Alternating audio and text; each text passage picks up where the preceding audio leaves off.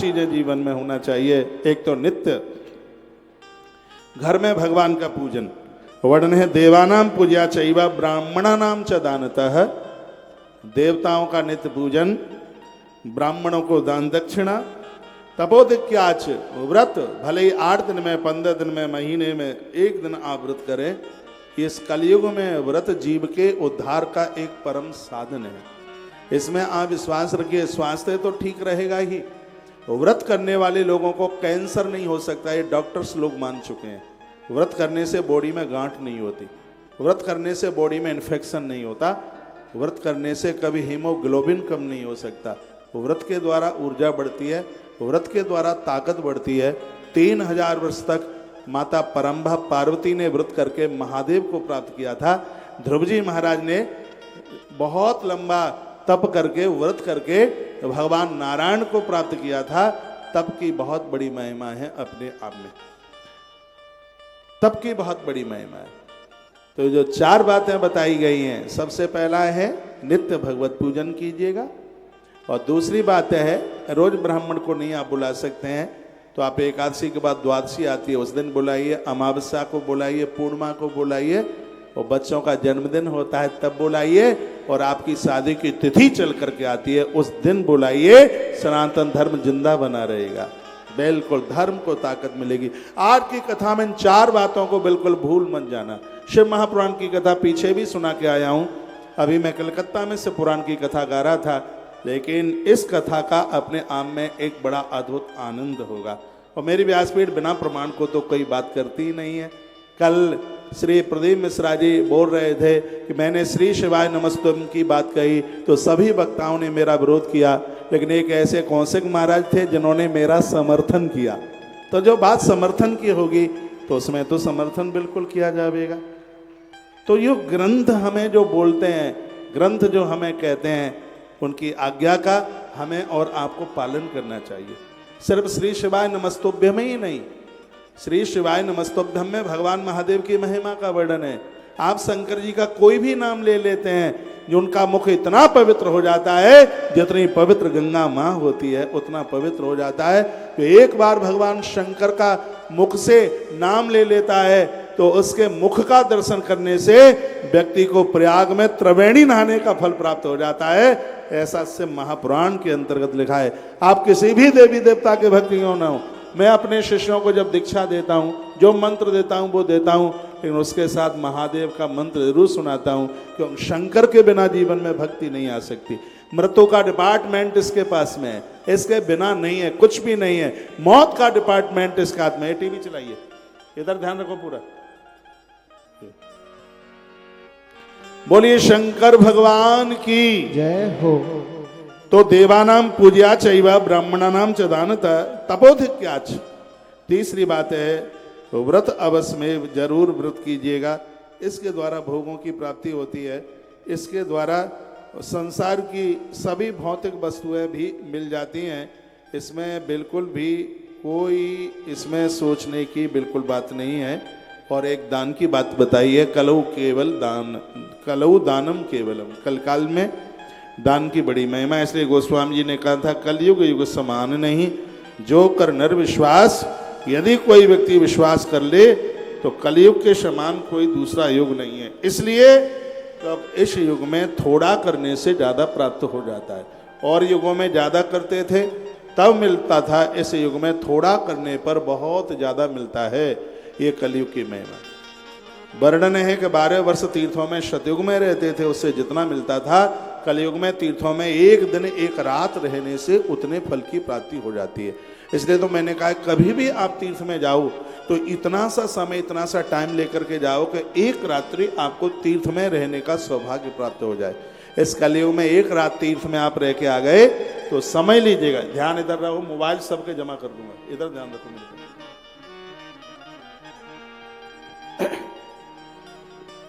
1 दिन का टाइम लेकर के जाइए। तो ऐसी बड़ी अद्भुत बात कही है। देखिए पूजा तो सब करते हैं, लेकिन पूजा के साथ कुछ स्वच्छता की बात है, पवित्रता की बात है। मुख शुद्ध होना चाहिए। मुंह में जर्दा लगा हुआ है, ओम नमः शिवाय, ओम नमः शिवाय, ओम नमः शिवाय, मुंह में से फूकना फूट रहा है मुंह में से। अरे शुद्धता के साथ, पवित्रता के साथ आप हरि स्मरण करेंगे। भगवान का बंधन पूजन करेंगे तो तत्काल उसका फल मिलेगा, बिल्कुल मिलेगा, उसमें देरी नहीं लगेगी। बड़ी सुंदर बात कही, सर्वे वेश प्राची मुख चिंते देव पूर्वकान। प्रातः जब आप जागें तो जगते समय पूर्व की तरफ मुंह करके जागिएगा, इससे आपकी आयु बढ़ेगी। यहाँ बड़ी सुंदर बात कही है, महामृत्युंजय मंत्र का जप करने से जो फल प्राप्त होता है, उम्र बढ़ती है, वही फल प्रातः है पूर्व की दिशा की तरफ मुंह करके उठोगे तो उससे आपका आयुष बढ़ेगा। भगवान महादेव कृपा करेंगे, आपकी उम्र को कम नहीं होने देंगे। ऐसा शिव महापुराण के विद्येश्वर संहिता के अध्याय नंबर 13 के श्लोक नंबर 2 में इस बात का वर्णन किया गया है। और मैं श्लोक बोल करके चर्चा कर रहा हूँ, भरे पांडाल में मेरी इस बात को ठीक से सुन लीजिएगा। इसमें वर्णन किया गया, सर्वे वैश्य प्राची मुख चिंते देव पूर्वकान। एक तो पूर्व की तरफ भगवान का पूजन करने का महत्व बहुत ज़्यादा है, बहुत ज़्यादा।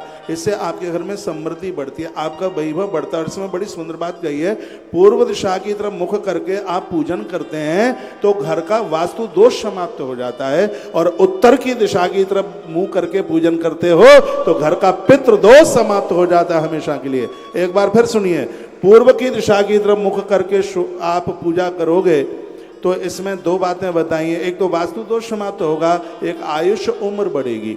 और उत्तर की दिशा की तरफ आप मुंह करके आप यदि भगवान का पूजन करते हैं तो उससे घर का पितृदोष समाप्त हो जाता है। इसमें वर्णन है कि प्रातः जब आप जागे तो भले ही किधर भी, यहाँ वर्णन किया कि किधर मस्तिष्क हो, किधर आपके पाम हो, ये एक एक दिशा का वर्णन किया, उसको सुन लीजिए।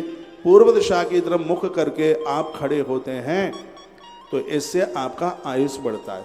और कभी कभी ऐसा होता है कि आपकी टांगें पूर्व की तरफ होती हैं, मस्तिष्क पश्चिम की तरफ होता है, लेकिन जब आप जागते हैं तो आपका मुंह दक्षिण की तरफ होता है, ज़्यादातर ऐसे ऐसा होता है। लेकिन कभी भी ये नहीं, दक्षिण की तरफ मुख करके नहीं, आप जगने का जो पूरा है, आप पूरा कमर के भर ऐसे कमर के भर खड़े होइए। जिस समय आप प्रातः जागते हैं तो आपका मुख सीधा पूर्व दिशा की तरफ हो, पूर्व की तरफ देख रहा हो, तो इससे आयुष बढ़ेगा। ऐसा सूत शौनक ऋषियों को बोल रहे हैं। और कौन? श्री नंदी जी महाराज कार्तिकेय जी को ये कथा सुना रहे हैं। भगवान शंकर ने ये कथा परम्बा को भी सुनाई है, भगवान महादेव ने ये कथा नंदी को भी सुनाई है, और यही कथा नेमिष की धरती पर सूत शौनक ऋषियों के बीच में चली है। और यही कथा सनत कुमारों ने भगवान व्यास को सुनाई है, और वही कथा इंद्रप्रस्थ की धरती पर हम आपको सुना रहे हैं। यहाँ कई जगह श्रोता हैं, ताली तो बजाना ही मत, आपको नजर लग जाएगी बिल्कुल। तो कितनी सुंदर बात कही गई है। कहा गया है कि आप प्रातः जागते हैं तो पूर्व दिशा की तरफ मुंह करके धर्मातश तत्क्लेशनाशाम नव्यमेंशा आयुर्देश स्मरणम पापम भाग्यम तथैव च। एक बार ये आप लिख भी सकते हैं, पूर्व में मुख करके उठने से आयु बढ़ेगी। अग्नि कोण की तरफ मुख करके यदि आप खड़े होंगे तो घर में झगड़े हो जाएंगे। घर में कलह होता है, बाप बेटे में लड़ाई होगी, सास बहू में भी झगड़ा हो सकता है, बेटा माँ में भी झगड़ा हो सकता है। तो अग्नि कोण की तरफ, अग्नि कोण होता है दक्षिण और पूर्व का कोना।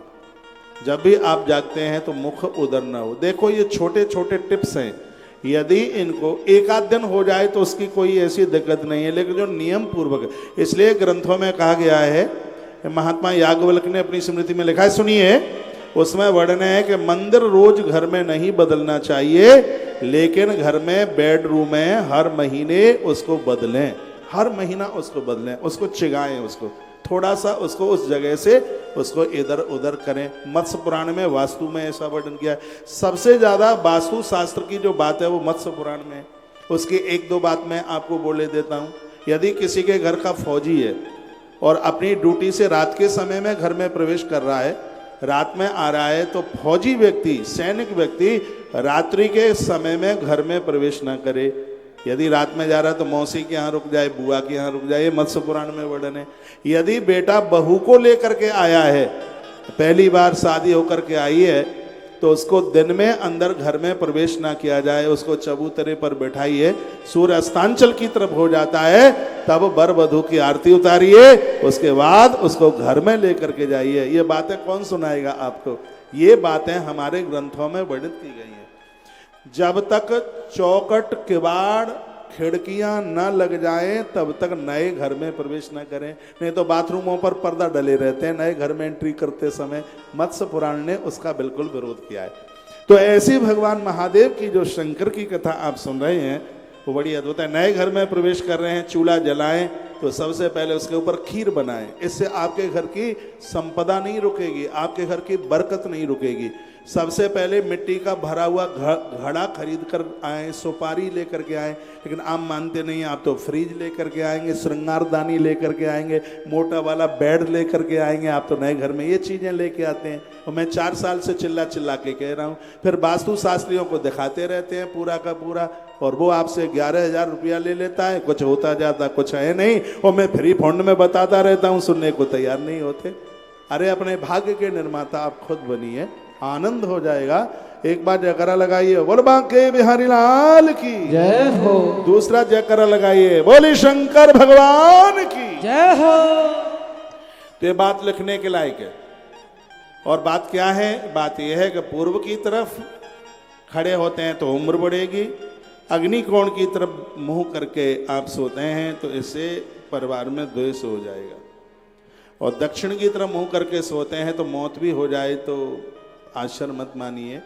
जो दक्षिण की तरफ मुंह करके सोएंगे उनके हार्ट वीक होगा, हार्ट के ऊपर बहुत ज़्यादा प्रभाव हो जाएगा, उसका हार्ट कमज़ोर हो जाएगा। ये पूरा देश मुझे सुन पा रहा है। इस समय दुनिया के 250 देशों के लोग मुझे सुन रहे हैं। मैं प्रार्थना पूर्वक निवेदन करना चाहूँगा, यदि आप इन शास्त्रों को आप मानते हैं तो भूल करके भी दक्षिण की तरफ मुंह करके ना सोएं। दक्षिण की दिशा की तरफ मुंह करके सोने से रक्तचाप बढ़ता है, ब्लड प्रेशर बढ़ता है। और भगवान शंकर नंदी को कथा सुनाते हैं, जो रोजाना दक्षिण की तरफ मुख करके सोते हैं, यदि उनकी मृत्यु भी हो जाए तो आश्चर्य मत मानना, मरणम पापम भाग्यम तथैव चः। दक्षिण दिशा की तरफ मुख करने से आयुहीन होती है, आयु खत्म होती है। इसलिए दक्षिण दिशा की तरफ मुख करके सोना यह बिल्कुल भी ठीक नहीं है। तत्पश्चात दक्षिण और पश्चिम, दक्षिण और पश्चिम के कोने को कहते हैं नैऋत्य। ये नैऋत्य कौन है? इस दिशा में यदि कोई मुख करके सोएगा तो ये बिल्कुल सत्य है, उससे कोई पापकृत कर्म हो जाएगा, पराई स्त्री के साथ जुड़ जाएगा, स्त्री पराई पुरुष के साथ जुड़ जाएगी, अपनी पत्नी को छोड़ देंगे, अपने पति को छोड़ देंगे। ये पाप नहीं है, पाप का बाप है। और इन अपराधों से बचने के लिए हमें अपनी जीवन शैली बदलनी पड़ेगी। ये सब अंधविश्वास नहीं है, ये हमारे महापुरुषों का अनुभव। ये तो स्वयं महादेव बोल रहे हैं। जो मैं आपको सुना रहा हूँ ये वाणी तो महादेव की है, ये तो शंकर बोले हैं। ये जो शिव पुराण में जो सदाचार का वर्णन है, ये भगवान शंकर की आवाज़ है, ये भगवान भोलेनाथ बोल रहे हैं। मैं तो उनका बताया हुआ आपको निवेदन कर रहा हूँ, इसमें हमारा बिल्कुल कुछ भी नहीं है। यदि मैं गलत बोल रहा हूँ तो मेरी बात को कोई काट के बताए। यहाँ तो हर बात बिल्कुल प्रमाण के साथ में है। भगवान शिव कहते हैं, हे नंदी, तुम्हारे माध्यम से मैं पूरे सृष्टि के अपने बेटा बेटियों को बताना चाहता हूँ कि वह नैऋत्य कोण की तरफ मुंह करके न सोएं, यानी दक्षिण और पश्चिम के कोने में मुख करके न सोएं। इससे उनसे पापकृत कर्म हो जाएगा, जिससे जीवन कलंकित हो जाएगा, खानदान कलंकित हो जाएगा, परिवार कलंकित हो जाएगा। इसलिए नैऋत्य कोण में मुख करके सोने से उन्हें बचना चाहिए, ऐसा वर्णन किया गया है। और तत्पश्चात आयु द्वेष मरणम, देखो लिखा है पापम, आयु यानी पूर्व की तरफ आयु, अग्निकोण की तरफ द्वेष, दक्षिण मरणम, नैऋत्य पापम, और पश्चिम की तरफ क्या है? भाग्यम तथैव चः। ये बहुत ज़्यादा बढ़िया है। पश्चिम की तरफ मुख करके सोने से एक भाग्य उदित होता है। 3 दिशाएं हैं सोने के लिए, एक पूर्व की तरफ, एक पश्चिम की तरफ और एक उत्तर की तरफ। इन तीनों का क्या प्रभाव है वो आप सुनेंगे। तो एक नए भाग्य का निर्माण, पता नहीं कौन सी चीज उसके हाथ में लग जाए और उसका उत्थान हो जाए, वह बहुत ऊपर चला जाए। पश्चिम की तरफ मुख कर कर सोने का इतना बड़ा प्रभाव है। ये नित्य पश्चिम की तरफ मुख करके, अब कहीं बाहर गए हैं, किसी के यहाँ रुके हैं, होटल वगैरह रुके, वो एक आध दिन की बात है, लेकिन लग करके किसी व्यक्ति को अपना बिस्तरा इन दिशाओं में नहीं करना चाहिए। जिसके विरोध में भगवान शिव है, भगवान महादेव है। भगवान महादेव ने जिसको मना किया है, देखिए वो बात हमें मान लेनी चाहिए। इनका नाम शंकर क्यों है? शंकर की व्युत्पत्ति होती है सम करोति शाह शंकर, जो पूरी सृष्टि को संस्कार देता है, इसलिए उसका नाम शंकर है। और देखिए आप बहुत बड़ी भूल कर रहे हैं, ये कथा दोबारा नहीं मिलेगी सुनने के लिए, कभी नहीं मिलेगी, क्योंकि मैं कथा कोई रिपीट ही नहीं करता। पता नहीं कितने वर्ष पहले ये मैंने कथा सुनाई होगी जो आज मैं आपको सुना रहा हूँ। अगली भी कोई शिव पुराण कहता हूँ तो ये जरूरी नहीं है कि ये कथा मैं आपको सुना दूंगा। कलकत्ता में ये चैप्टर मैंने नहीं सुनाए जो मैं आपको निवेदन कर रहा हूँ। आपके पास कागज कलम नहीं है तो मेरी बात को आप रिकॉर्ड कर लीजिएगा, जो मैं यहाँ से निवेदन कर रहा हूँ अपने मोबाइल में आप रिकॉर्ड कर लें और अपने लोगों को भी ये आप बताएं कि यह गलती त्रुटि हमसे न हो जाए, हम अपने जीवन को सजो के रखें। कभी कभी बच्चे इतने अच्छे होते हैं, इतने बढ़िया होते हैं, मन मुताबिक शादियाँ कर लेते हैं, कहीं हमसे त्रुटि है, कहीं गलती है।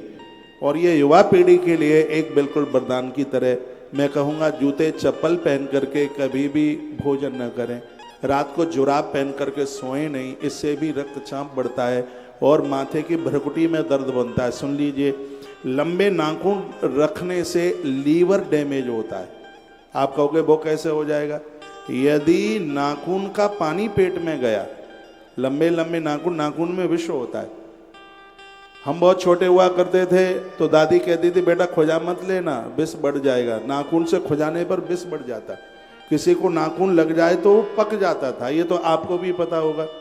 नाखून का पानी पेट में गया, नाखून लंबे लंबे नाखून, उससे तुमने आटा गूंथा और वो रोटियां पेट में गई, उससे जॉइंटिस की बीमारी होगी जिसको पीलिया कहते हैं। और 1,00,000% डॉक्टर लोग भी बोलते हैं जिसको जॉइंटिस हुआ है, पीलिया हुआ है, उसका अटैक उसके लीवर पर जरूर होता है।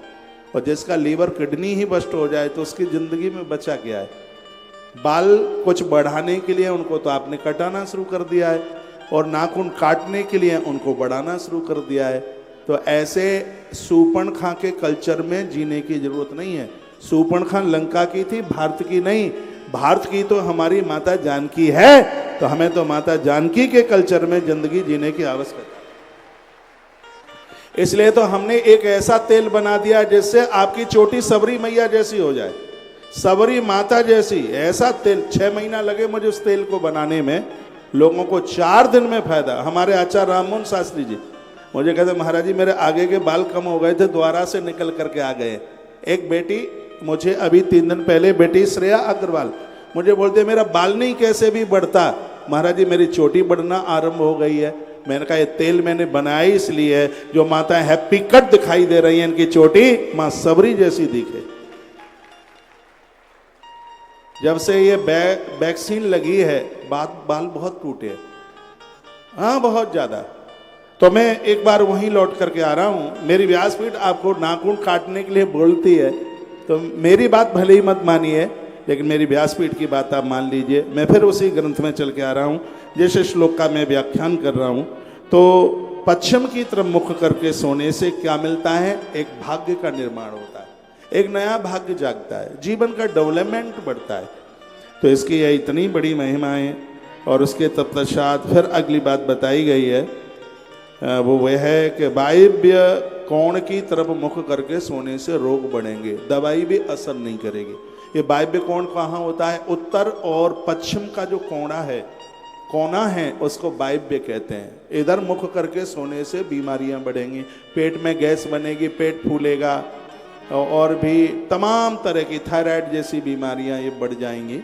शरीर का मोटापा बढ़ जाएगा, भोजन पचेगा नहीं, खट्टी डकारें आएंगी, रात भर सो नहीं पाएंगे, नींद नहीं आएगी, तो अनिद्रा की बीमारी हो जाएगी। तो ऐसा क्यों कर रहे हैं बेरात?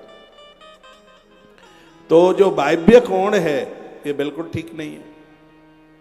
इसलिए तो कहा गया है कि जो 3 कोण का प्लॉट है फ्री में भी मिले तो व्यक्ति को नहीं लेना चाहिए। त्रिकोण, ये जितने दोष हैं इसी में तो बन जाते हैं। मैंने पूर्व में भी बोला है, व्यापार के लिए सिंहमुखी प्लॉट बहुत बढ़िया है और रहने के लिए गौमुखी बहुत बढ़िया है। गौमुखी में आगे का हिस्सा थोड़ा कम, पीछे का ज़्यादा होता है, और सिंहमुखी में आगे का चौड़ा होता है, पीछे का कम होता है। व्यापार के लिए, गोदाम बनाने के लिए, ऑफिस बनाने के लिए, तो वो सिंहमुखी प्लॉट बहुत ज़्यादा बढ़िया है। और जहां आप अपना आवास बना रहे हैं, अपना रेजिडेंस आप बना रहे हैं, उसके लिए गौमुखी, इस प्लॉट को आप गौमुखी और सिंहमुखी बना भी सकते हैं। कैसे बनाएंगे? सिंहमुखी यदि आप व्यापार के लिए है तो पीछे से थोड़ी थोड़ी जगह छोड़ दीजिए, आगे की भुजा बड़ी हो जाए, पीछे की भली 1 फुट कम हो जाए, पीछे की भुजा आगे की से कम हो जाए, तो यह व्यापार के लिए बहुत ज़्यादा बढ़िया हो जाएगा। और यदि हमें इसको गौमुखी बनाना है तो वो कैसे बनाए? आगे से थोड़ा छोड़ दीजिए, उसमें थोड़ा पेड़ पौधे लगा देना, बाउंड्री थोड़ा छोड़ करके, भले ही 1 फुट ज़्यादा हो, पीछे की बाउंड्री दीवार 1 फुट ज़्यादा हो, आगे की 1 फुट कम हो, तो वो गौमुखी हो जाएगी। ये आवास के लिए बहुत ज़्यादा बढ़िया है, क्योंकि गैया मैया में सभी देवता वास करते हैं, संपूर्ण देवता वास करते हैं। और शेर में महात्मा कुबेर का वास होता है, सिंह में, और कुबेर धन के अधिपति है, कुबेर धन के अधिपति है, इसलिए व्यापार में धन के लिए ही तो व्यापार किया जाता है। ये जितनी बातें मैंने मत्स्य पुराण के माध्यम से आपको बीच में बोली हैं, इस व्यासपीठ की एक एक बात आपके जीवन में, आपके काम में आवेगी। तो एक बार फिर हाथ जोड़ के मैं कहूँगा, दोनों दिशाओं में, एक नैऋत्य और एक दक्षिण, 2 ये और एक वायव्यी, वायव्यी कोण में मुख करके सोने से बीमारी बढ़ती है। हाँ, बहुत तकलीफ होती है, बहुत दिक्कत होती है, इसलिए कहा गया है कि रोग ना बढ़े, भगवान शंकर कहते हैं, इसलिए इस दिशा को भी बिल्कुल छोड़ दीजिएगा। तत्पश्चात फिर कहा गया है, उत्तर की दिशा की तरफ मुख करके सोने से शरीर बलवान होता है, बलिष्ठ होता है। जिसको कुछ ऐसी बीमारियां हैं जिनको डॉक्टर्स लोगों को भी नहीं बता सकते, वो माताओं को भी हो सकती हैं, पुरुषों को भी हो सकती हैं। ऐसी बीमारियां हैं जैसे नामर्दानगी, पुरुष में संतान को जन्म देने की अभावता है, ऐसे उस पुरुष को उत्तर दिशा की तरफ मुख करके सोना चाहिए। शरीर जिनका बहुत ज़्यादा कमज़ोर है, शरीर में पौष्टिकता नहीं है, ऐसे लोगों को, जो शरीर को बहुत हैवी, बहुत मजबूत रखना चाहते हैं, जिनकी इंद्रियों का पतन न हो, ऐसी बीमारियां हैं जिसमें इंद्रियां पतित होती हैं, ऐसे लोगों को उत्तर दिशा की तरफ मुख करके सोना चाहिए। यानी उत्तर दिशा की तरफ पाम करके सोएं, दक्षिण दिशा की तरफ वो मस्तिष्क करके सोएं, तो यह शरीर की पौष्टिकता के लिए, गुप्त बीमारियों को समाप्त करने के लिए उत्तर दिशा की तरफ मुख करके, पितरों को प्रसन्न रखने के लिए, क्या अद्भुत ये बात कही गई है। और उत्तर दिशा की तरफ मुख करके, यानी उत्तर की दिशा की तरफ पाम करके वो सोएं। फिर अगली बात कही है, ईशान कोण की तरफ भी बहुत ज़्यादा बढ़िया है ये शक्ति। ईशान कोण कौन सा होता है? उत्तर और पूरब का जो कोना है, ये भगवान महादेव का स्थान है। इस जगह पर जल का स्रोत बहुत बढ़िया बताया गया है। भगवान के लिए आप लोटे में पानी रखते हैं, इस जगह पर रखा जाता है, कलश स्थापित किया जाता है, इस स्थान पर रखा जाता है, क्योंकि ईशान भगवान शंकर का प्रमुख स्थान है। भगवान शिव बड़े प्रसन्न होते हैं ईशान में। यदि आप भगवान महादेव का आवाहन, बंदन, पूजन, तो ऐसी अद्भुत बातें कही। आइए 1-2 श्लोक में बोल दूं, क्योंकि बिना संस्कृत बोले मुझे कथा में आनंद आता नहीं है। लिखा, सर्वे यश प्राची मुख चिंतये देव पूर्वकान धर्मानुतास तत्क्लेशानासाय दिव्यमेव च आयुर्दोषस्य मरणं पापं भाग्यं तथैव च व्याधि पुष्टि तथा शक्ति प्रातरुत्थादि दिक्फलम्। ये इतनी सी बातें बताई गई हैं, इसका फल रोज प्राप्त होता है हमें।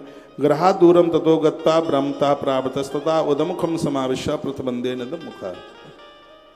बड़ी सुंदर बात कही गई है कि सूर्य उदय के पहले आप मल विसर्जन करते हैं तो आपका मुख दक्षिण की तरफ होना चाहिए, और सूर्य निकलने के बाद मल विसर्जन करते हो तो आपका मुख है उत्तर की तरफ होना चाहिए।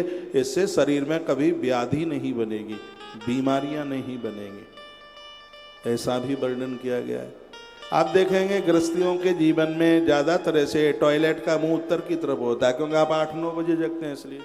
और बाबाजियों के टॉयलेट बाथरूम में जो मुंह है वो दक्षिण की तरफ होता है, क्योंकि वो भोर में जल्दी जागते हैं इसलिए। तो ये बहुत बड़ा चिंतन की बात कही गई है, बड़ी अद्भुत ये बात कही गई है, बड़ी सुंदर यहाँ बात कही है। टॉयलेट के बगल में ना मंदिर होना चाहिए, टॉयलेट के बगल में ना आपका चूल्हा होना चाहिए, क्योंकि चूल्हे पर अन्नपूर्णा माता का और उसमें अग्नि देवता का वास होता है। ऐसा अग्नि पुराण अंतर्गत वर्णन किया गया। उसमें वर्णन किया है कि जिसका अग्नि कौन ठीक है, यानी जिसकी रसोई बढ़िया है ऐसा व्यक्ति धरती पर राजा बन जाता है। राजा बनने में कि उसके पास बहुत गुंजाइश होती है, जिसका चूल्हा चौका बढ़िया है। इसलिए कभी भी रसोई में जूते चप्पल पहन के काम मत किया करो, जूठे बर्तन मन छोड़ो, रोज के रोज शाम को ही उसको साफ करो। सुबह जब आप चूल्हा जलाते हैं तो पहले उसको देखो कीड़े मकोड़े तो नहीं मर रहे हैं। आपने चूल्हा जलाया तो थोड़ा सा उसके ऊपर आपने जो भोग बनाया थोड़ा सा डालिएगा, नहीं तो आप एक छोटा सा कुछ कुंड ले लें तांबा पीतल का, उसमें 5 आहुतियाँ डालें, फिर आप देखिए आपके घर का कितना डेवलपमेंट होता है। आप करते हैं नहीं और फिर परेशान होते रहते हैं। ये बीमारियां तो आपके घर से सब बाहर खड़ी रहेंगी। देखो क्या सुंदर कहा, ग्रहा दूरम ततो गत्ता ब्राह्मण प्रामतस्तथा। लेकिन आज कल्चर बदल गया है, नहीं तो जितने भी मलमूत्र विसर्जन का जो स्थान है वो घर से दूर होना चाहिए। इस देखो ये बात आपको बताने के लिए नहीं, इसका मैं पालन करता हूँ। जहाँ मैं वृंदावन रहता हूँ आश्रम में, मेरा लेट बाथरूम मेरे कमरे से बाहर है। ये नहीं है कि सिर्फ आपको ही बताने के लिए, इसका पालन मैं ना करूं, इसके बड़े असर होते हैं। आपके शयन कक्ष से यदि टॉयलेट बाथरूम यदि दूर हैं तो इसका आपकी बॉडी के ऊपर बड़ा असर पड़ता है। इसलिए मैं बीमार नहीं होता भगवान की कृपा से। प्रभु कृपा करे मुझे नजर न लगे, मुझे कोई बीमारी नहीं होती, क्योंकि नियमों का मैं सब पालन करता हूँ, इसको अपने ऊपर में उतारता हूँ। तो यदि आपके शयन कक्ष से जितना टॉयलेट बाथरूम जितना दूर होगा वो आपके स्वास्थ्य के लिए ज़्यादा ठीक रहेगा। मैं वृंदावन में भी और मंडला में भी है गौशाला, वहाँ भी मेरा जहाँ आवास बना हुआ है उसको बिल्कुल दूर रखा गया है। और गौशाला में यहाँ वृंदावन में भी, उसमें भी मैंने उसको बिल्कुल एकदम दूर रखा है, बाहर रखा है शयन कक्ष से। तो यहाँ इस बात का वर्णन किया गया, ग्रहा दूरम ततो गत्वा। आपके शयन कक्ष से ये जगह जितनी दूर होगी उतना ही ज़्यादा ठीक होगा।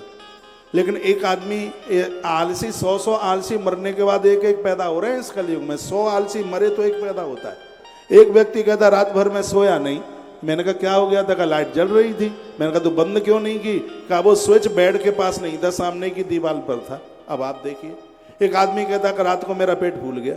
मैंने कहा क्यों, क्या हो गया था? कहा बाथरूम नहीं गया। कहा क्यों नहीं गया? कहा बाथरूम कमरे के बाहर था इसलिए। ऐसे ऐसे आलसियों की कमी नहीं है। और जो बाथरूम के प्रेशर को रुकेगा 1,00,000% उसकी किडनी फेल होगी। हाँ, इतने योगी मत बनिए कि आप मलमूत्र के वेग को आप रोकने के लिए चले, तो इससे स्वास्थ्य डैमेज हो जाएगा। आइए मैं आगे बढ़ रहा हूं। का जलाग्नि ब्रह्मणादि नाम देवानाम नाद मुख्यतः वर्णन किया कि जल की तरफ, अग्नि की तरफ, ब्राह्मण का घर, मठ, मंदिर और सरोवर, इनके किनारे पर, इनके पास में कभी भी मलमूत्र का विसर्जन नहीं करना चाहिए। ये भगवान महादेव का आदेश है। भगवान शंकर कहते हैं ये बात। कभी भी नदियों के किनारे पर, सरोवरों के किनारे पर, और जहाँ हवन कुंड है, यज्ञ है, देवताओं का मंदिर है, ऐसी जगह पर कभी भी मलमूत्र का विसर्जन न हो। दिन में 10-10 गायों का भी गोदान किया होगा तो पुण्य क्षीण हो जाएंगे। इसलिए हमें इसका पालन करना चाहिए। आइए आधा मिनट हरिओम में ओम समाया है, मेरा भोला दिल्ली में आया है, बस 2 मिनट मन कर रहा है। पीछे तक एक श्रोता के ऊपर मेरी निगाह है। ऐसी कथा में भी आप सो जाओगे तो जगोगे कहाँ, ये मुझे बता दीजिए।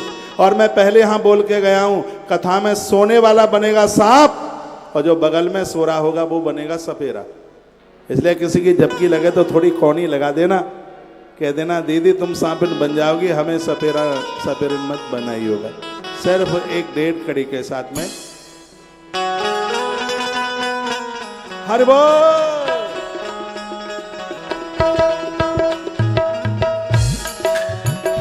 हरिओम में ओम समाया है, मेरा भोला नगर दोनों हाथ आया है।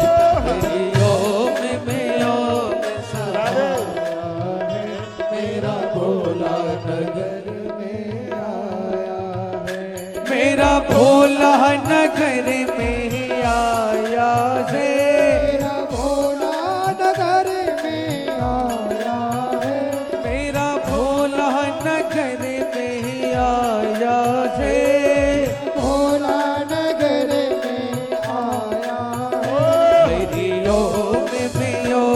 समाया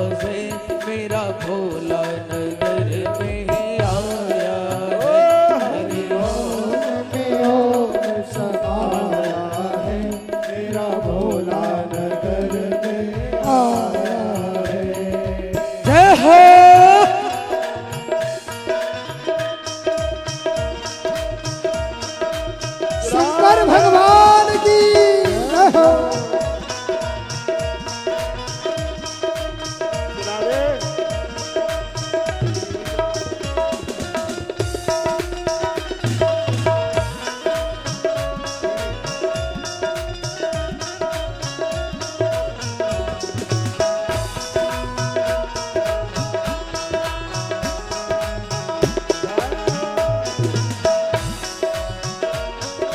भोले के माथे पे चंदा विराजे, भोले के माथे पे चंदा विराजे, चंदा विराजे हाँ हाँ चंदा विराजे, चंदा विराजे हाँ चंदा विराजे। ओम समाया है मेरा भोला नगर में आया है, हरि ओम ओम समाया है मेरा भोला नगर में आया है। मेरा भोला नगर में आया से, मेरा भोला नगर में आया है। मेरा शंभू नगर में आया से, मेरा शंभू नगर में आया है। हरि ओम में ओम समाया से, मेरा बाबा नगर में आया है, हरि ओम में ओम समाया है मेरा भोला नगर में आया है। जय हो।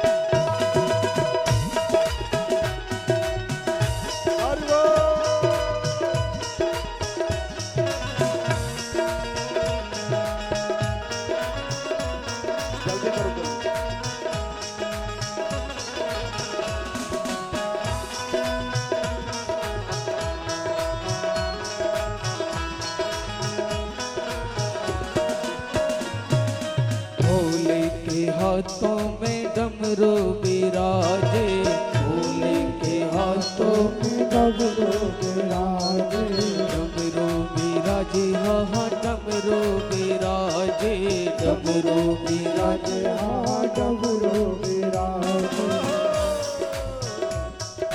भोले के हाथों में डमरू विराजे, डमरू विराजे हाँ डमरू विराजे।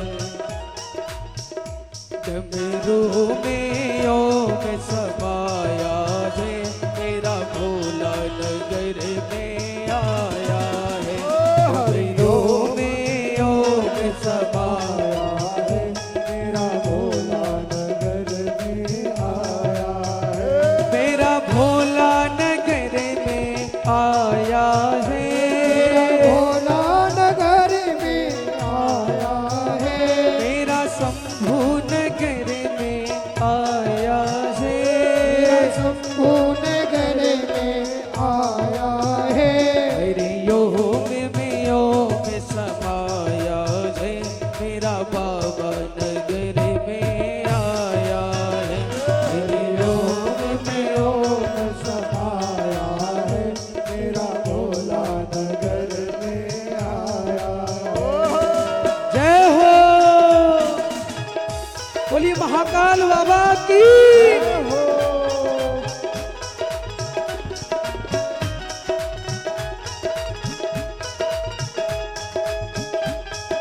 तालियों के साथ ठुमका लगाते हुए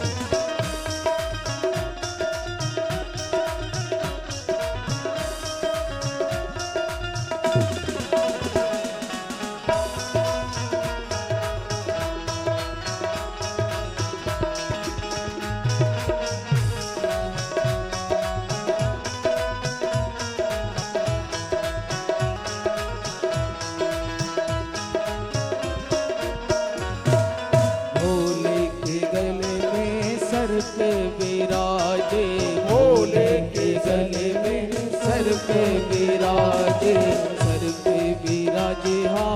सर पे विराजे, सर पे विराजे, हाँ सर पे विराजे, भोले के गले में सर पे विराजे, भोले के गले में सर पे विराजे, सर पे विराजे, हाँ हाँ सर पे विराजे, सर पे समाया है मेरा भोला नगर में आया है, हरिओम में ओम समाया है मेरा भोला नगर में आया है, मेरा भोला नगर में आया है, भोला नगर में आया है, मेरा बाबा नगर में आया है, बाबा नगर में आया है, मेरा भोला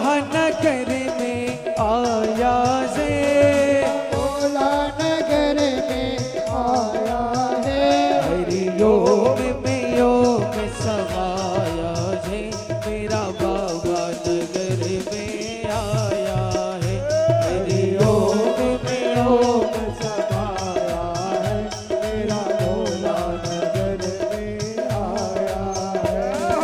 जय हो।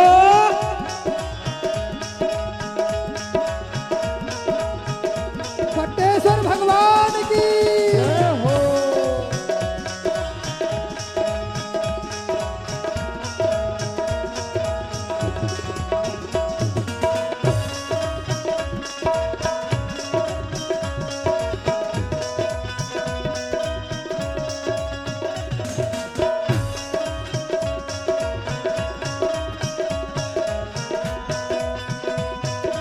जय हो।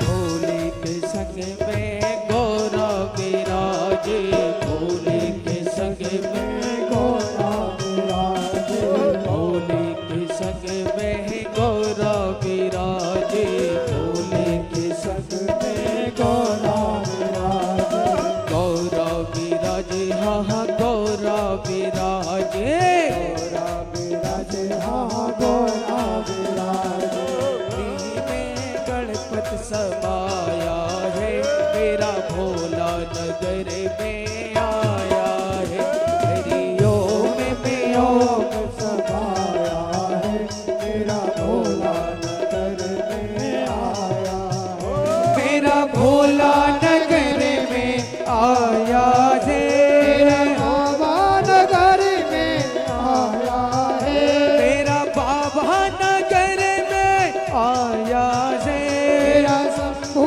नगर में आया है, मेरा भोला नगर में आया है, भोला नगर में आया है, मेरा शंभू नगर में आया है, मेरा शंभू नगर में आया है, हरिओम में ओम समाया है मेरा बाबा नगर में आया है, हरिओम में ओम समाया है मेरा भोला नगर में आया है, हरिओम में ओम समाया है भोला नगर में आया है, मेरा भोला नगर में आया है, मेरा बाबा नगर में आया है, मेरा बाबा नगर में आया है, मेरा बाबा नगर में आया है, मेरा शंभू नगर में आया है, हरिओम में ओम समाया है मेरा बाबा नगर में आया है, हरिओम में ओम समाया है मेरा भोला नगर में आया है, हरिओम में ओम समाया है मेरा भोला नगर में भोलेनाथ भोलेनाथ भोलेनाथ भोलेनाथ भोले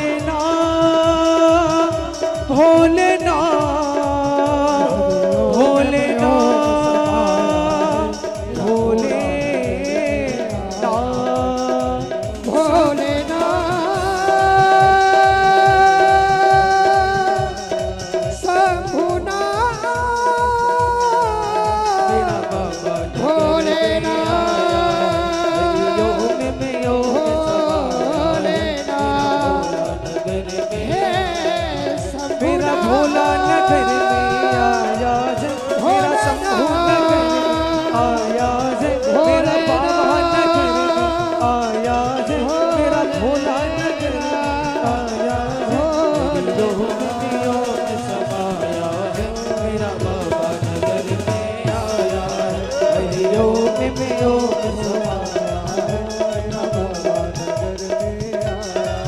हरिओम में योग समाया मेरा बाबा नगर में आया है। बोलिए शंकर भगवान की जय हो बटेश्वरनाथ बाबा की जय हो महाकाल भगवान की जय हो नमः पार्वती पतये हर हर हर हर महादेव जय जय श्री राधे जय जय श्री राधे जय जय श्री राधे श्याम। अथवा देव पितृर्षि तीर्थावतरणम बिना। भगवान महादेव इस कथा को सुना रहे हैं। सप्तवा पंचवा तिस्रम, वो बड़ी सुंदर बात कहते हैं। देखिए ये इतनी अद्भुत बात है, मल विसर्जन के बाद में यदि आप अपने हाथों से मिट्टी लगाते हैं तो इसमें वर्णन है कि उन लोगों को तत्काल तीर्थ स्नान का ही फल प्राप्त होता है। सावन से हाथ साफ हो सकते हैं लेकिन सावन से हाथ पवित्र नहीं हो सकते। आप ऐसा रोज नहीं कर सकते हैं, तो जिस दिन आप व्रत करते हैं, एकादशी करते हैं, प्रदोष करते हैं और कोई व्रत करते हैं, आपका यदि बाथरूम मिट्टी से बंद हो जाता है, बाष्पेशन बंद होता है, तो छत पर पहुंचिए और उस दिन अपने हाथों से मिट्टी लगाइए। भगवान शंकर ये बता रहे हैं, नंदी को कथा सुनाते हैं, 7 बार 5 बार 3 बार या 1 बार जो आप अपने हाथों से जो मिट्टी का जो आप प्रयोग करते हैं तीर्था, वो उसको तीर्थ स्नान का ही उन्हें फल प्राप्त होता है, ऐसा वर्णन किया गया। कुछ चीज़ें हैं उन पात्रों में, जैसे एक वर्णन किया गया कांसे के पात्र में आपने शहद रख दिया, तो सुनने में तो आश्चर्य लगता है। कहा गया है कि वो शहद गौ मांस की तरह हो जाता है, ऐसा शिव महापुराण में लिखा है। इसलिए कांसे के बर्तन में कभी भी शहद ना रखें। इसमें लिखा है कि ताम्र पात्र में यदि आपने गाय का कच्चा दूध रख दिया, तत्काल जहर का रूप धारण कर लेगा। जैसे पारा हड्डियां गला देता है, और ऐसा दूध ताम्र पात्र में भरकर यदि किसी ने पी लिया तो यह प्राण ले लेगा। ये विरोध किया है, ये मना किया है।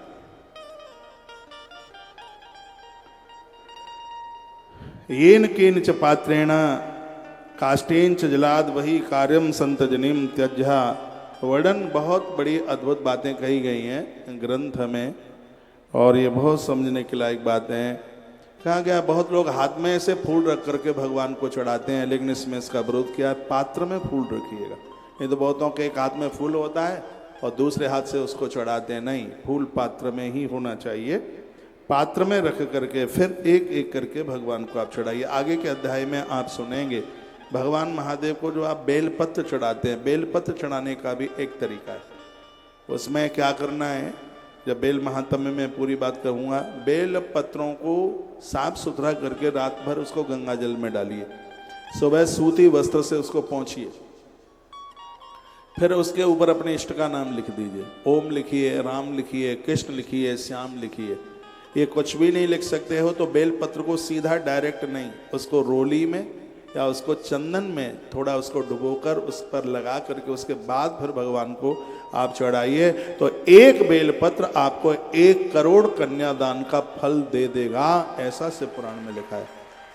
कोट कन्या महादानम एक बिल्व शिवार्पणम, इतनी बड़ी महिमा का वर्णन किया है। यदि आपने गणेश जी के ऊपर समीपत्र चढ़ा दिया, रोज चढ़ा दिया है तो बहुत बड़ी बात हो गई है। यदि आपने बुधवार को समीपत्र भगवान गणेश के ऊपर चढ़ाएगा, आपका बाजार में फंसा हुआ पैसा वापस आ जाएगा।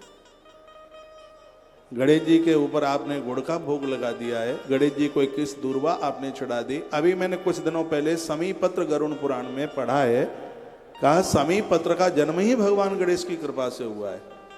यदि यहाँ व्यापारी लोग बैठे हुए हैं, आज व्यापार फैल हो रहे हैं, लोग बेईमान हो रहे हैं, लेकर के देते नहीं है, इसमें देवाला निकल गया है, कंपनियां फैक्ट्रियां फैल हो गई हैं। तो मैं तो ये तो नहीं कहूँगा कि पैसा आकाश में से बरस जाएगा। हाँ, गणेश के ऊपर समीपत्र चढ़ाने से आपके कारोबार में बहुत बड़ी बरकत होगी। लोगों के ये कटे हुए नींबू, फोड़ी हुई मिर्चें अपना प्रभाव नहीं दिखाएंगी। घर में जादू टोना टोटका नहीं होता जिनके घर में गणेश के ऊपर समीपत्र चढ़ाया जाता है। महादेव के ऊपर समीपत्र चढ़ता है तो सबको ही मालूम है, लेकिन भगवान गणेश के ऊपर समीपत्र चढ़ाने की बहुत बड़ी महिमा है। इससे आपके घर में धन की बरकत होती है। गणेश जी को लक्ष्मी माँ के साथ इसलिए तो पूजा जाता है कि पैसा तो आए लेकिन पैसा रुके घर में। पैसा तो आप कारोबार, बहुत लोग खूब मेहनत करते हैं, कारोबार करते हैं, तो भी घर में पैसा टिकता नहीं है। क्यों नहीं टिकता? मुकदमे लग जाते हैं, लड़ाई केस लग जाता है, बीमारियां फैल जाती हैं और पैसा रुक नहीं पाता। आता है पैसा लेकिन पैसा चला जाता है। तो उसके लिए इन विघ्नों को दूर करने वाले भगवान प्रभु श्री गजानंद हैं। इस ग्रंथ में गणेश की बड़ी महिमा का वर्णन किया गया है, वो भी मैं आपके बीच में निवेदन करूंगा। उससे पहले एक बात आज मैं 2-3 बार आपको बताऊंगा, वो ये है, कल कथा में पड़ रहा है सोमवार, और सोमवार और प्रदोष के समय पर यदि कथा सुन ली जाए, देखो ये कथा पहले 4 तारीख तक था ये आयोजन, लेकिन एकाएक फिर सोचा गया कि कथा में यदि शिव महारात्रि पड़ जावे, कथा में यदि शिव महारात्रि पड़ जाए तो उसको तत्काल कैलाश यात्रा करने का फल प्राप्त हो जाता है। आगे के कार्यक्रमों को, कितने कार्यक्रमों को पोस्टपोन किया गया। 12 ज्योतिर्लिंग यात्रा के साथ कैलाश यात्रा का फल उन्हें मिलता है यदि शिव महापुराण की कथा में ये महाशिवरात्रि चल के आ जाए। इसलिए ये आयोजन 4 की बजाय फिर वो 8 तारीख तक, क्योंकि 8 तारीख की शिवरात्रि है, तो इसमें प्रदोष पड़ रहा है, इसमें भगवत कृपा से सोमवार पड़ रहा है। कल आपके पास 10 लाख काम हो उनको एक तरफा कर देना, लेकिन सोमवार को शिव पुराण मत सुनना छोड़ना। 12 साल कथा सुनने का फल मिलता है, जो प्रदोष में सोमवार के दिन भगवान महादेव की कथा सुनने का सौभाग्य उन्हें प्राप्त हो जाए। ये तो वो पद्म पुराण वाली बात हो गई है, क्या कि कार्तिक के महीने में कोई एक रात्रि भी पुष्कर नहा करके आ जाए, एक रात्रि रुककर पुष्कर सुबह स्नान करके आ जाए, उसे 12 कार्तिक नहाने का फल प्राप्त हो जाता है, उसके 12 वर्ष के कार्तिक पूरे हो जाते हैं। इसी साल मैंने बताया था पद्म पुराण के माध्यम से। उसी प्रकार से ये नहीं कि आप हमें ही सुने, जो भी कोई पुराण की कथा आपके यहाँ होती है, और यदि सोमवार प्रदोष कथा के बीच में पड़ रहा है तो सब काम पहले निपटा लीजिएगा, और आप उस कथाओं को, आप उस दिन कथा को सुनना आप न भूलें। शिव महापुराण में देखिए महापुरुषों का, महात्माओं का यहाँ रोज आना होगा। आप अपना पांडाल बिल्कुल भी नहीं छोड़ेंगे, नहीं वो भगवत दोष हो जाएगा।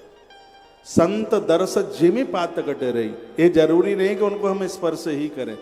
ऐसा नहीं है कि अग्नि देवता हमारे ऊपर तभी कृपा करेंगे जब अग्नि को छू लेंगे, अग्नि को छूओगे तो भभोले पड़ जाएंगे। इसलिए अग्नि का तो दर्शन ही काफी है। महापुरुष भी अग्नि की तरह हैं, इनका दर्शन करने मात्र से पाप जल करके राख हो जाता।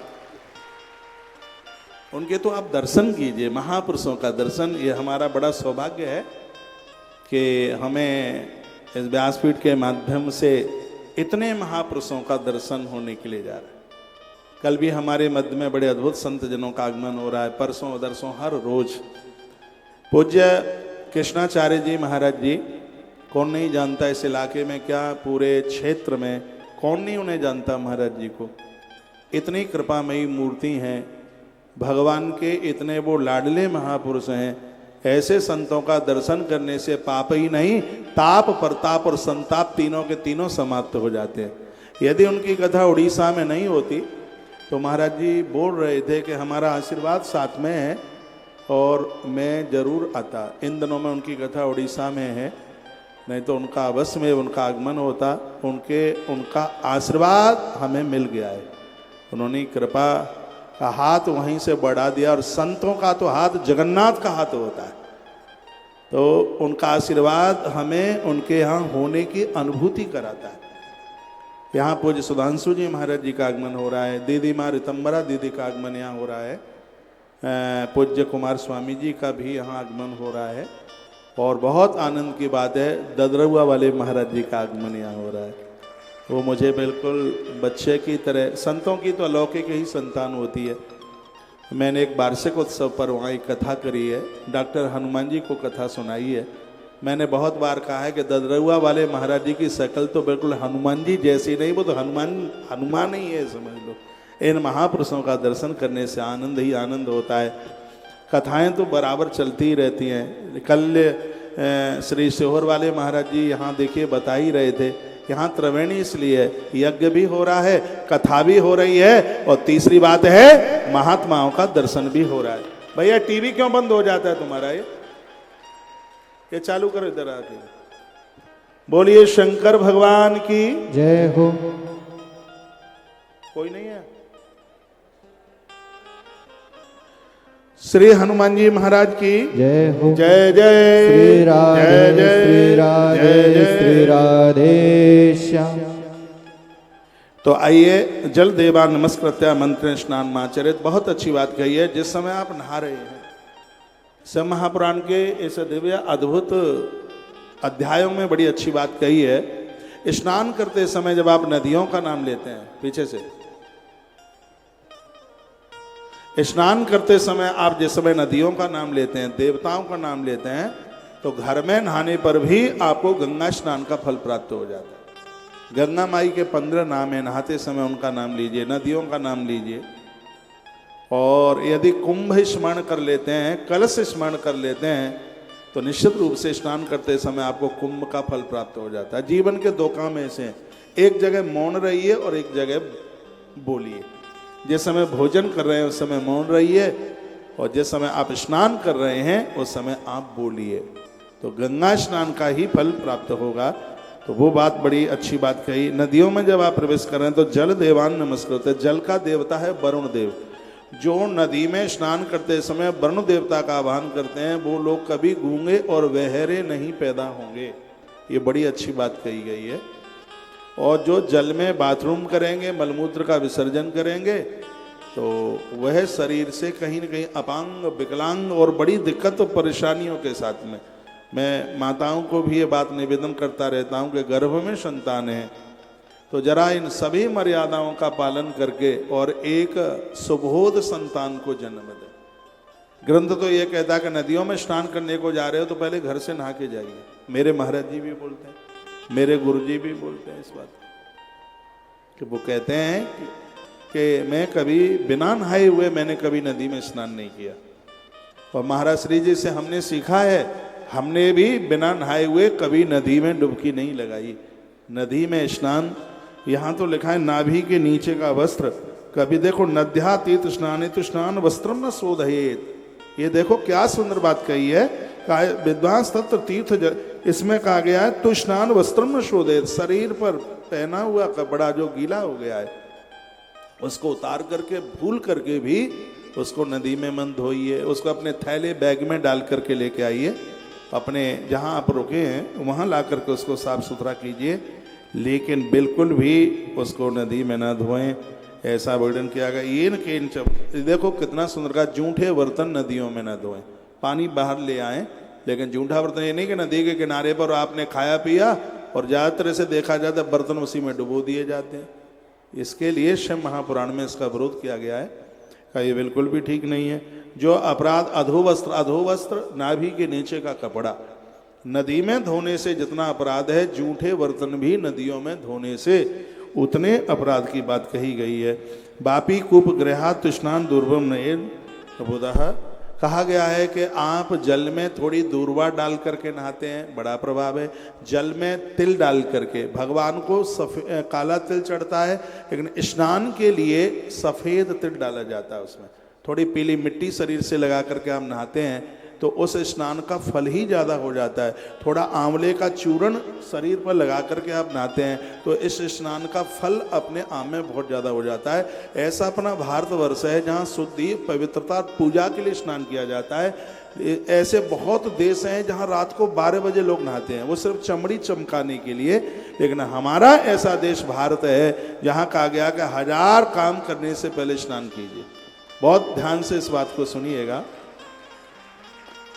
शतम व्याय भोक्तव्यम, 100 काम करने से पहले भोजन। यदि यहाँ कोई डायबिटीज के मरीज बैठे हैं तो मैं एक स्मृति की बात कहना चाहूँगा कि सिर्फ मीठा खाने से ही डायबिटीज नहीं होती, भूखा रहने से भी डायबिटीज होती है। इसलिए हमारे ग्रंथ क्या कहते हैं, शतम व्याय भोक्तव्यम, 100 काम करने से पहले भोजन कीजिए, आपको आरोग्यता रहेगी, आपको निरोगता रहेगी। लेकिन सुबह ज़्यादा हैवी मत खाइए। हमारे बाबाजियों की भाषा में सुबह के भोजन को कहते हैं बाल भोग। जो बच्चों जैसा भोजन है, बोल लीजिए बच्चों का भोजन क्या है आपको नहीं पता होगा। बिस्किट बच्चों का भोजन नहीं है, ये चाइनीज फूड ये बच्चों का भोजन नहीं है। बच्चों को सुबह आप दूध दलिया देंगे, बच्चों की हाइट 6 फीट से यदि कम रह जाए तो मैं छाती ठोक के कहता हूँ छाती ठोक के कहते हैं 6 फीट से कम रह जाए यदि उनकी हाइट, उनकी ग्रोथ बढ़ेगी, उनकी ऊंचाई बढ़ेगी। आप भुना हुआ दलिया सुबह मीठा दलिया दूध के साथ में आप दीजिएगा, और यदि आप नमकीन दलिया दे रहे हैं तो वो दही के साथ में फ़ायदा करेगा। कोई भी नमकीन चीज़ है वो दूध के साथ फ़ायदा नहीं करती। नमकीन चीज़ है दही के साथ फ़ायदा करेगी, और मीठी चीज़ है वो दूध के साथ फ़ायदा करेगी। चाहे 100 खा लें ऐसा नहीं। जामुन कभी खाली पेट नहीं खाई जाती, अंगूर कभी खाली पेट नहीं खाया जाता, नहीं तो फिर बॉडी को दिक्कत होगी, परेशानी होगी। खाली पेट दूध के साथ में केला आप ले सकते हैं, दूध के साथ आप सेब ले सकते हैं। खाली पेट ये कुछ हैं फल वो आप ले सकते हैं। तो मैं निवेदन कर रहा था सुबह का जो प्रसाद है वो बच्चों जैसा, बच्चों बाल भोग यानी बच्चों के लिए जैसे दूध और दलिया ज़्यादा फायदा करता है, सुबह के समय में कुछ हल्का सा आप ले लें जो आपके लिए बहुत फायदा होगा। दोपहर के भोजन को कहते हैं राजभोग। राजभोग का मतलब है राजाओं जैसा भोजन, 5-4 कटोरियाँ। खाने पीने से कभी कमी नहीं आती है। कमी आती है पौआ का ढक्कन खोलने से, कमी आती है ऐमाल करने से, कमी आती है व्यसनी बनने से, बरकतें चली जाती हैं, बच्चे घृणा करते हैं। ये आपको पता नहीं है शराबियों से उनकी घर की पुत्र बधुआं कितनी घृणा करती हैं। वो तो उनकी शक्ल देखना नहीं चाहती। वो मुझे कहती हैं कि आप सास ससुर की व्याख्या करते हैं इसलिए थोड़ा हम पाम छू लेते हैं, लेकिन अंदर से हमारा मन थोड़ा ही होता है कि शराबी ससुर को हम प्रणाम करें। मुझे मेरी बहनें बोलती हैं हाँ धन तो नष्ट तब होगा जब उसको ऐमालों के ऊपर आप खर्च करेंगे, उसको बुरे कामों के कुकृत्यों के ऊपर आप उसको खर्च करेंगे तो धन में कमी आएगी। खाने पीने से कभी धन में कमी नहीं आती।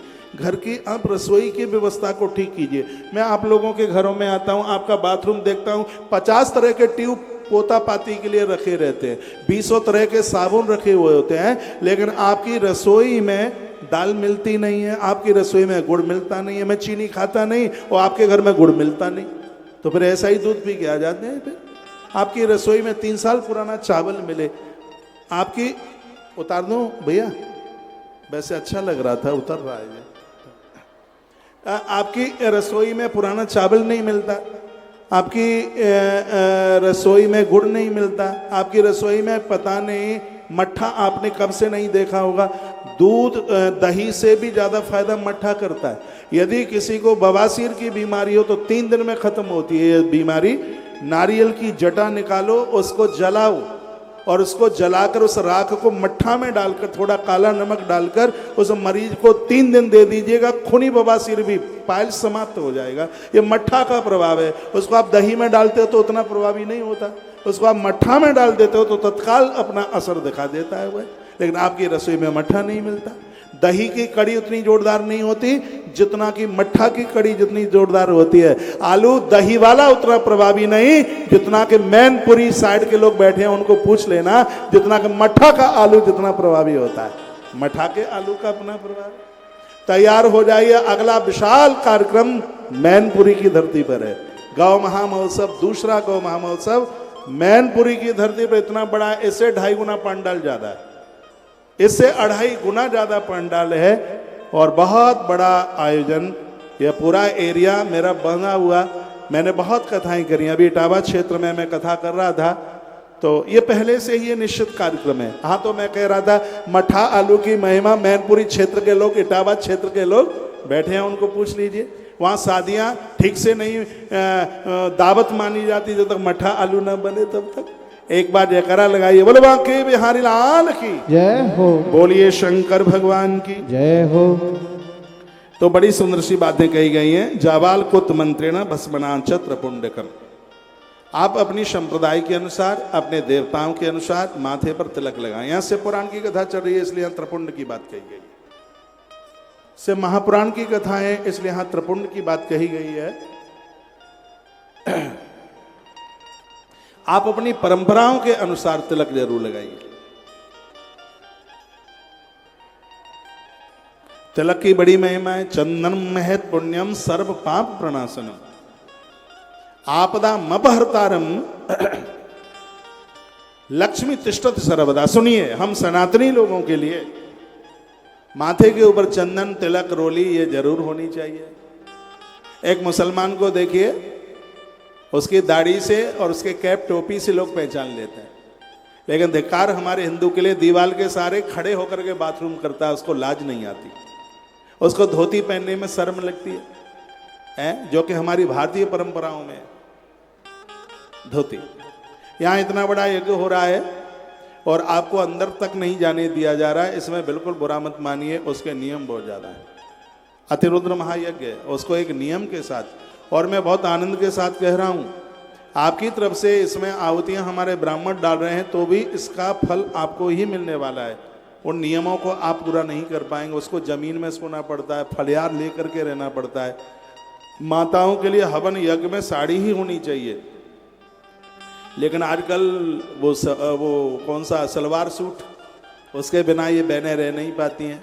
भाई लोगों के लिए अंग्रेज बदल गए, लेकिन पता नहीं हम लोग क्यों नहीं बदल रहे हैं। बदलाव आना चाहिए। अपने पूजा पाठ में रक्त वस्त्र, पीत वस्त्र और ये श्वेत वस्त्र, भगवान महादेव का जब भी प्रदोष का आप अभिषेक करते हैं, कोई भी अभिषेक करते हैं, शरीर के ऊपर सफेद ही वस्त्र होना चाहिए।